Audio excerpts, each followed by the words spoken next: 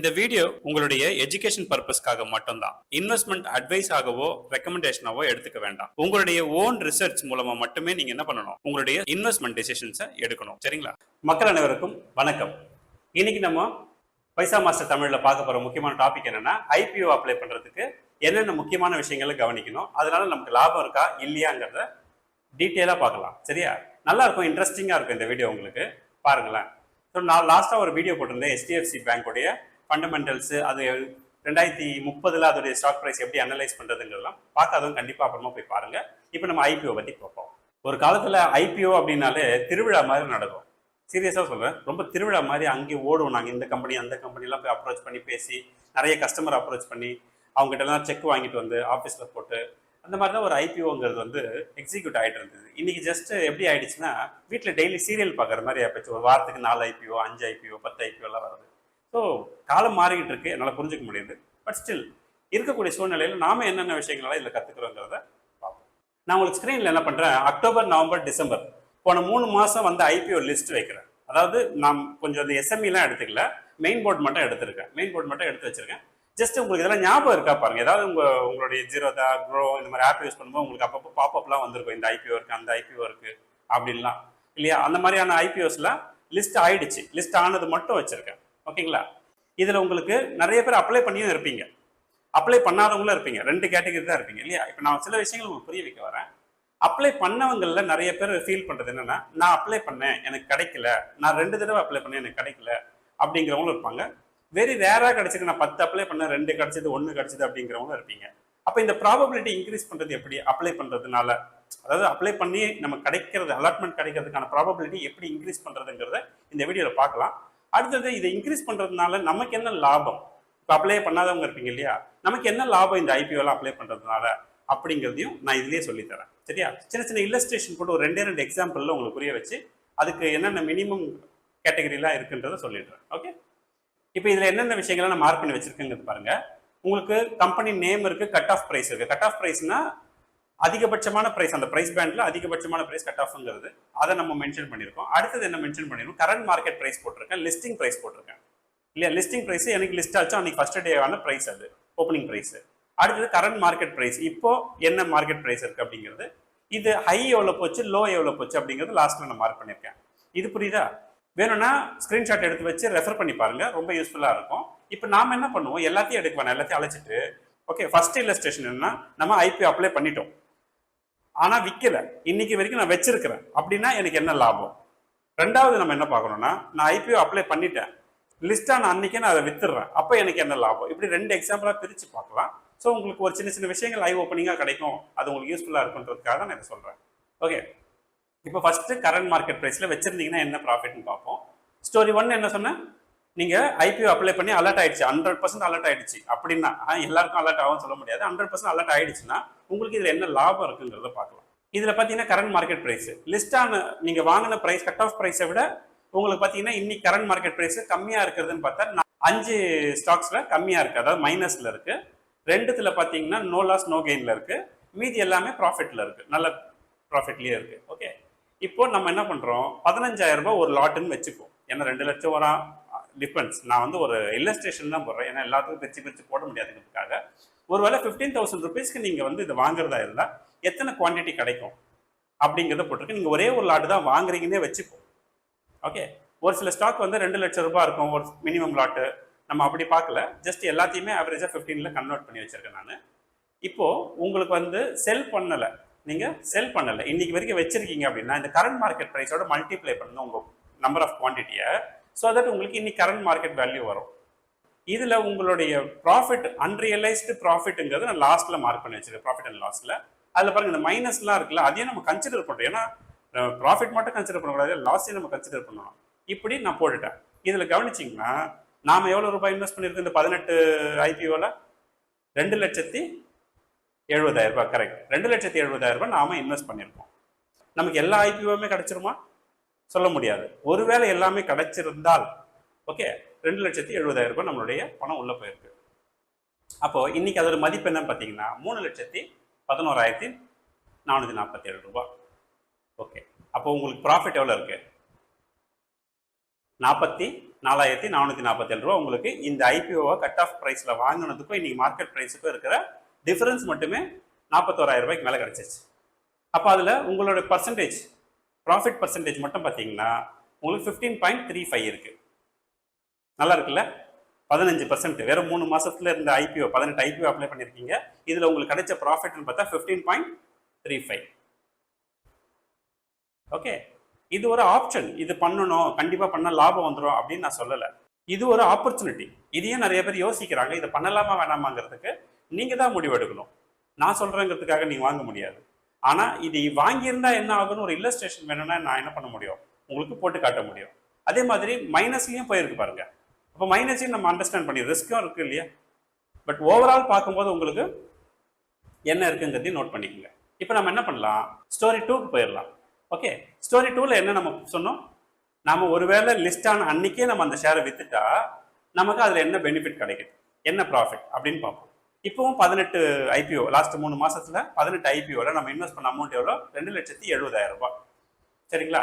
2,70,000 ரூபாயில அன்னைக்கு லிஸ்ட் ஆன டேட்ல என்ன லிஸ்டிங் பிரைஸ்ங்கிறது இல்லையா, அதுல நீங்க ஒருவேளை விற்க முடியுமான்னு தெரியாது, வித்திருந்தீங்கன்னா ஓகே, வித்திருந்தீங்கன்னா அப்படின்னு பார்த்தீங்கன்னா 33,822 ரூபாய் உங்களுக்கு இந்த டோட்டல் 18 ஷேர்ல கிடைச்ச ப்ராஃபிட். லாஸும் இருக்கு, ப்ராஃபிட்டும் இருக்கு. ரெண்டும் அட்ஜஸ்ட் பண்ணி பார்த்தீங்கன்னா 33,800 ரூபாய் உங்களுக்கு ப்ராஃபிட் கிடைச்சிருக்கும். அப்படின்னா நீங்க இன்வெஸ்ட் பண்ண அமௌண்ட்டோட கம்பேர் பண்ணா இது எத்தனை பர்சன்ட், 12%. இப்போ நீங்க நினைக்கலாம் வச்சிருந்தா 15%, வித்திருந்தா எத்தனை பர்சன்ட், 12 தான் கிடைக்குது, 12 தான் கிடைக்குதுன்னு நினைக்கலாம். ஆனா ரியாலிட்டி பார்த்தீங்கன்னா நீங்க 2,70,000 ரூபாய் உண்மையிலேயே இன்வெஸ்ட் பண்ணிருக்கீங்களான்னு கேட்டால் கிடையாது. ஏன்னா முதல்ல பாருங்க, அக்டோபர் மாதம் 6 ஐபிஓ வந்திருக்கு. அந்த 6 ஐபிஓவில் நம்ம இன்வெஸ்ட் பண்ண பணம் லிஸ்டிங் டைம்ல என்ன ஆயிருக்கும், நமக்கு கிரெடிட் ஆயிருக்கும். அந்த பணத்தை எதனா நம்ம ரீயூஸ் பண்ணிட்டே இருக்கோம் நவம்பர் டிசம்பர்ல. அப்போ நான் என்ன நினைக்கிறேன், ஒரு 6 ஐபிஓட பணம் எவ்வளோ இருக்கோ அதுதான் உங்களுடைய இன்வெஸ்ட்மெண்ட்னு எடுத்துக்கிறேன். ஓகே, அப்போ 90,000 ரூபாய் தான் நீங்கள் என்ன பண்ணியிருக்கீங்க, இன்வெஸ்ட் பண்ணியிருக்கீங்க. உங்களுக்கு ப்ராஃபிட் எவ்வளோ கிடைச்சிருக்கு, எல்லா செலவும் போக 33,822 ரூபாங்கிறது என்ன பர்சன்டேஜ் வருதுன்னா 37.5% வரும். நல்லா இருக்குல்ல? இது தெரியாம நம்ம ஐபிஓ அப்ளை பண்ணாமல் போயிட்டுமே அப்படின்னு வருத்தப்பட்டீங்களா? அப்படிலாம் கிடையாது. எல்லா நேரமும் இது மாதிரி நடக்கும்னு சொல்ல முடியாது. சில நேரங்களில் மைனஸ்லையும் போகும், சில நேரம் பாசிட்டிவாக போகும். புரிஞ்சுக்கிட்டு அப்ளை பண்ணுங்க. முடிஞ்ச வரைக்கும் எத்திக்ஸ் ஃபாலோ பண்ணுங்க. என்னென்னலாம் ஃபாலோ பண்ணுங்கிற ஒரு 10 பாயிண்ட்ஸ் நான் சொல்றேன், கண்டிப்பா அதை ஃபாலோ பண்ணுங்க. சரியா? உங்களை நிறைய பேருக்கு வந்து ஐபிஓ அப்ளை பண்ணி கிடைக்காம போன சோகமும் இருக்கும்.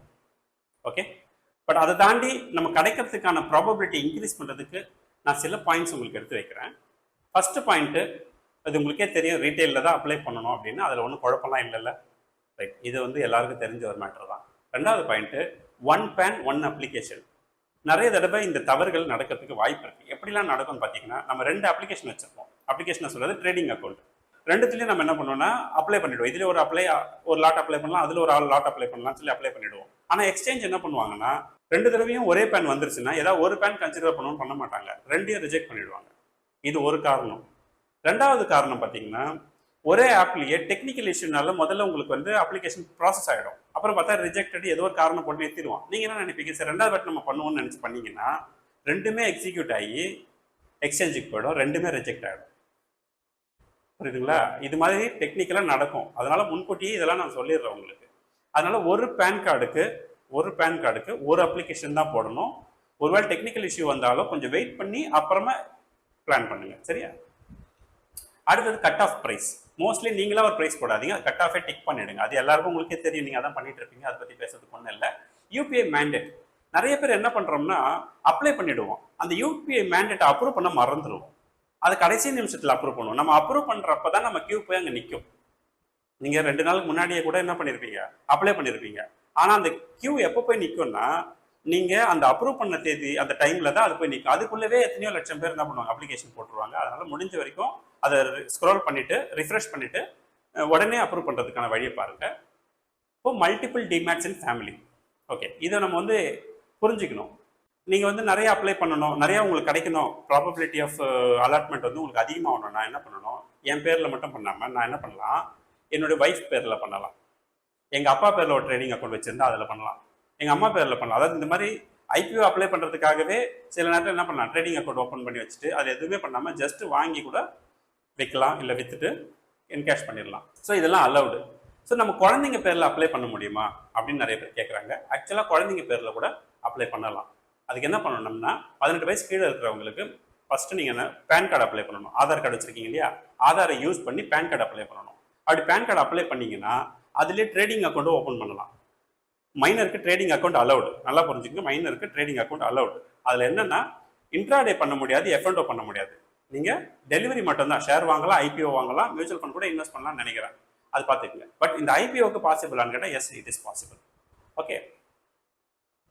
அதே மாதிரி அக்கௌண்ட்ல யாரோட பேன் நம்பர் அப்டேட் பண்ணணும், நீங்க உங்களோட பேன் நம்பர் போட்டு குழந்தைக்கு வாங்கக்கூடாது. குழந்தைக்கே பேன் கார்டு அப்ளை பண்ணலாம், போட்டோ வராது. மைனர் பேன்ல எப்பவுமே போட்டோ வராது. அது தெரிஞ்சவங்களுக்கு ஓரளவுக்கு புரியும் நான் சொல்றது. தெரியாதவங்க தாராளமாக அப்ளை பண்ணலாமான்னு கேட்டால் பண்ணலாம். ட்ரேடிங் அக்கௌண்ட் ஓப்பன் பண்ணலாமான்னு எஸ் பண்ணலாங்கிறது தான் இன் ரியல். ஓகே. சப்ஸ்கிரிப்ஷன் லெவல் இது ரொம்ப முக்கியம். சப்ஸ்கிரிப்ஷன் லெவல் வந்து நீங்கள் அப்ளை பண்ணும்பொழுது 5க்கு கீழே இருந்ததுன்னா கிடைக்கிறதுக்கான வாய்ப்புகள் இருக்கு அப்படின்றத புரிஞ்சுக்கோங்க. அந்த கியூ சொல்கிறேன், நீங்கள் ஃபர்ஸ்ட் அப்ளை பண்ணுமா செகண்ட் அப்ளை பண்ணுமா அப்படி பண்ணி அந்த ஆர்டர் வரும்போது சப்ஸ்கிரிப்ஷன் லெவல் 5க்கு கீழே இருந்துச்சுன்னா நீங்கள் வந்து எதிர்பார்க்கலாம், ஓகே நம்ம ட்ரை பண்ணலாம் அப்படின்ட்டு. ஆனால் அதே சப்ஸ்கிரிப்ஷன் லெவலு 5க்கு மேலே போயிடுச்சு 20க்கு கீழே இருக்குன்னா கிடைக்கிறதுக்கான வாய்ப்புகள் ரொம்ப கம்மியாயிடும். ஓகேங்களா. 20க்கு மேலெல்லாம் போனால் நடக்காத வாய்ப்புகளே இல்லைன்னு கூட விட்டுட்டு போயிட்டே இருக்கலாம். இதான் சப்ஸ்கிரிப்ஷன் லெவலோட பிரச்சனை. ஆனால் இந்த 5க்கு மேலே போயிடுச்சுன்னா 20க்கு மேலே போயிடுச்சுன்னா என்ன பண்ணணும் அப்படின்னா, முடிஞ்ச வரைக்கும் நீங்கள் நிறைய லாட்ஸ் அப்ளை பண்ணாதீங்க. ஒரு லாட்டு தான் உங்களுக்கு 15,000 ரூபாய் அலோட் பண்ணுறான்னு வச்சுக்கோங்க. அந்த 15,000 ரூபாய்க்கு உண்டான ஒரு லாட்டை மட்டும் நீங்கள் உங்களோட பேன் யூஸ் பண்ணி பண்ணுங்க, உங்களுடைய டிமேட் யூஸ் பண்ணி பண்ணுங்க. ஸோ இருக்கு, கையில் காசு இருக்குங்கிறதுக்காக 5 லாட் அப்ளை பண்ணுறது, 3 லாட் அப்ளை பண்ணுறது, அது மாதிரிலாம் பண்ணீங்கன்னா கண்டிப்பாக என்ன ஆகும்னா ரிஜெக்ட் ஆகிறதுக்கான வாய்ப்புகளில் அதிகப்படுத்திடும். ஓகே. ஏன்னா 5க்கு மேலே போகும்போது இந்த பிரச்சனையை நான் அதிகமாக பார்த்துருக்கேன். அதையும் நான் சொல்கிறேன், என்ன கேட்டால் எல்லா கேஸ்லையுமே ஒரு லாட் அப்ளை பண்ணிடுங்க. வீட்டில் இருக்கிறவங்களோட பேன் கார்டு யூஸ் பண்ணியும் அதாவது ட்ரேடிங் அக்கௌண்ட் யூஸ் பண்ணியும் ஒன்று அப்ளை பண்ணிடுது, ஃபார் பெட்டர். ஓகே. அடுத்தது உங்களுக்கு ரிலையபிள் அப்ளிகேஷன் யூஸ் பண்ணுங்க. ரிலையபிள் அப்ளிகேஷன்னா உங்களுக்கு தெரியும், நீங்கள் கரெக்டாக தான் யூஸ் பண்ணிட்டு இருப்பீங்க. ஆனால் கண்ணா பின்னான்னு ஏதோ பேர் தெரியாத ஊர் தெரியாத அந்த அப்ளிகேஷன்லாம் யூஸ் பண்ணாதீங்க. ஓரளவுக்கு ரிலையபிளான ஆப்ஸ் யூஸ் பண்ணுங்க. அடுத்தது ஃபண்டமெண்டல்ஸ். நீங்கள் வந்து ஃபண்டமெண்டல் ஸ்ட்ராங்காக இருக்கக்கூடிய கம்பெனிகளில் முதல்ல இன்வெஸ்ட் பண்ண கற்றுக்கணும். ஏன்னா கண்ணா பின்னான்னு எதையாவது போட்டுட்டு நாளைக்கு அது லாஸ் ஆச்சுன்னா அதெல்லாம் நம்ம ஃபேஸ் பண்ணிட்டு இருக்க முடியாது. வேற ஒன்றும் பெருசாக திங்க் பண்ண வேணாம். ஸோ இந்த 9 பாயிண்ட் நான் மென்ஷன் பண்ணியிருக்கேன். இது இல்லாமல் வேற ஏதாவது பாயிண்ட்ஸ் மிஸ் ஆகியிருந்தா நீங்கள் என்ன பண்ணுங்க, கமெண்ட்ஸில் போடுங்க. ஏன்னா நிறைய பேர் பார்க்குறாங்க, உண்மையிலேயே வேலிடான பாயிண்ட்ஸாக இருந்தால் நான் பின் பண்ணுறேன், மற்றவங்களுக்கும் அது போய் சேரட்டும். எனக்கு கண்ணில் பட்ட விஷயங்களை நான் உங்களுக்கு சொல்லியிருக்கேன். ஓகேங்களா. ஸோ இந்த வீடியோ பிடிச்சிருந்தா நீங்கள் என்ன பண்ணணும், கண்டிப்பாக லைக் பண்ணணும். உங்கள் லைக்குக்காக தான் நான் இவ்வளோ பெரிய எஃபர்ட் எடுத்துருக்கேன்னு உங்களுக்கு தெரியும் இல்லையா. ஸோ இது இல்லாமல் கம்யூனிட்டி லிங்க் நான் டிஸ்கிரிப்ஷனில் கொடுத்துருந்தேன். நிறைய பேர் என்ன கேட்டிருந்தீங்கன்னாக்கா, இதில் ஏதாவது டிஸ்கவுண்ட் கிடைக்குமான்னு கேட்குறீங்க. இதுவே ஆல்ரெடி கம்மியான ப்ரைஸில் தான் இருக்குது. அதனால் இதில் டிஸ்கவுண்ட்லாம் எதிர்பார்க்காதீங்க. என்னால் ஞாபகம் வச்சுக்க முடியாது யாருக்கு எவ்வளோ ரூபாய் கொடுத்துடலாம். இது வந்து நான் எல்லாருக்குமே பொதுவாக என்ன செய்கிறோன்னா அதை காமனாக செஞ்சு கொடுத்துருவேன். ஸோ ஏற்கனவே ஜாயின் பண்ண அத்தனை பேருக்கும் ரொம்ப நன்றி. நான் எப்பவுமே சொல்கிறது தான், ஃப்ரெண்ட்ஸ் அண்ட் ஃபேமிலிக்கு காசு பணம் கொடுத்து உதவி செய்கிறதை காட்டிலும் நல்ல இன்வெஸ்ட்மெண்ட் ஐடியாஸ் கொடுங்க, அவங்க லைஃப்பில் மேலே வருவாங்க. அடுத்த ஒரு இன்ட்ரெஸ்டிங்கான வீடியோ சந்திப்போம். நன்றி, வணக்கம்.